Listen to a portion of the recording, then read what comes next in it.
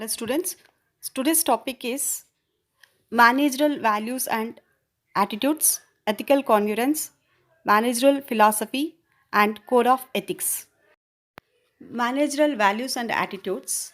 In managerial values, 1975, an international study was done by George from England with focused with approach on importance of goods of organization like productivity, profit maximization, employee welfare, organization growth, stability, efficiency, industry, leadership, and social welfare. So, values are the general term referring to those things which people regards as good, bad, right, wrong, desirable, justiciable, etc. So, values should be treated as qualities to be acquired, otherwise, values merely reduce to rules and regulations about does or does not value should be a part of one's daily living and not called upon to act. So, values are the patient source of conflict as well as cooperation and control and also self control through values business can and does create in the form of goods, services, employment, and such else. Some values prevent this process from working properly or at all. So there are the different types of values, cultural norms, moral, ethical, ethical imperative, more general and controlling values, ethical implementation, managerial values. Several studies has to be conducted to study managerial values. One of the studies was international study completed by the George, England in 1975. So the futures of values are there like descriptive, normative, analytical, classification of values, primary values and terminal values. In attitudes are predisposed evaluative feelings of people about subject or object, people or events. Attitudes express neither favorable or unfavorable feelings about something. They are evaluative statements and express one's way of thinking. So, in other hand, perception is the process of becoming aware of situation and interpreting our sensory impression. So, attitudes governing ethical behavior. Human behavior to, to a large extent is based on what a person perceives rather than on what is reality. People behaves according to what they perceive and appreciate for the situation, and this session is based on what this attitude is towards that specific situation or event. So right attitudes resulting in the ethical behavior like success and happiness in life is not dependent on how much whether we collect, and we must follow the dedications of our conscience and should be at the peace with and in all the condition. We should prefer the identity which comes from our professional experts and not all the goods what we do. One should take action only when one is sure that it is an ethical correct. So, in this, there is a wrong attitudes resulting in the unethical behavior also. To achieve a success in life, one has to manipulate or well planned. If we have not achieved material success and do not belongs to right social circles. If you have a acquired wealth and other possession, if we want to come up in life, we must be careful to see that our colleges do not look too good in the eyes of boss. So it is very difficult to get ahead in life without cutting corner here and there. In the norms, Norms are the expectations of the proper behavior, not requirement for that behavior. A major difference between norms and law. So, norms are criteria of behavior each individual within the society. So, norms are the way or individual experts all people to act when faced with in a given situation. There is a part of norms, beliefs also is there. The beliefs is an ethical code or standards of thoughts. Beliefs always expressed in the positive from in an ethical code. Next one, ethical congruence. So the organizational state where values, behaviors and perceptions are aligned in, is called ethical congruence.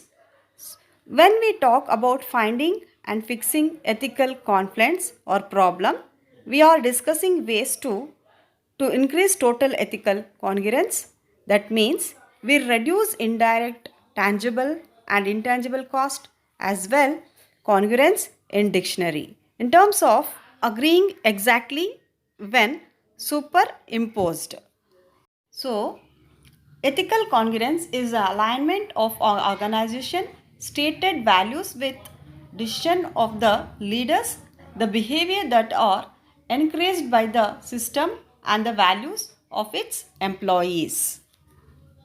Next one, managerial philosophy. So, management philosophy or managerial philosophy is a set of beliefs or rules used by manager to help them make decision. It is a set of rational principles which forms the basis of guiding or controlling the operation or performance of our business activity. In this, they have the managerial philosophy in cornerstone, people matter, management philosophy in stone, profit or good things, and cornerstone for the customer service in job one, cornerstone for the management set paid to the think management must have ability and the time to think. Management philosophy cornerstone no business operate in a volume. So world is changing rapidly while management might consider itself to be very capable. Nobody has all the answers. Next thing, management philosophy, cornerstone business condition consultancy changes. The successful business assumes that is must change and look for the opportunity to change. Management philosophy, cornerstone, the right information lead to important or improvement. Information is the key to the identification of strength and weaknesses. There is a structure of ethics management, formal code of conduct, ethic committee, ethical communication, and ethics office with ethical officers, a disciplinary system, ethics training program, monitoring, establishing a person. So management philosophy cornerstone with the organization also. Organization must be taken to its lowest level. Each business function is an important some or may be identified or as more important but not in the in sequential. Each person is in the business is very important and each customer is very important. Next topic, code of ethics. Code of ethics is classified into four types, four categories: individual code of conduct, corporate ethical conduct, industry ethical conduct, and professional code of ethics. When examining business ethics, it is very important to realize that the cooperation, partnership, and other entity that makes up the business community or in composite of individuals. So, first one, individual code of conduct.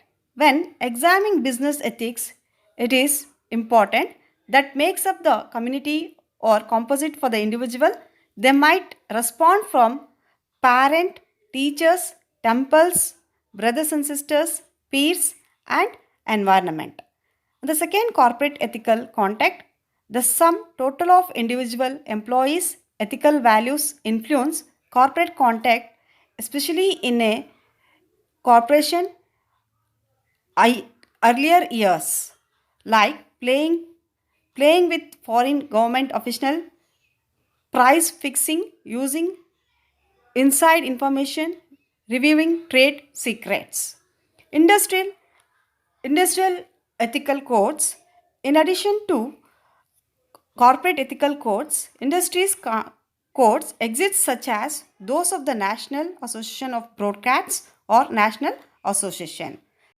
A list of shall noted here: honest and fair dealings with customers, non-descriptive advertising, acceptable level of safety, and the fourth one, professional code of ethics. Within the corporation, manager interacts with the individual employees who have professional codes of conduct that may be surprised corporate or industries wide code in terms of what activities they can participate in and till remain licensed professionals. So, a professional means a group that has following characteristics like pre-licensing, mandatory, university, educational training as well as continuing educational requirements. Licensing exam requirements, a set of written ethical standards that are recognized and continuously enforced to the group. It is a formal association or group that meets regularly, formal recognition by the public as in a professional group.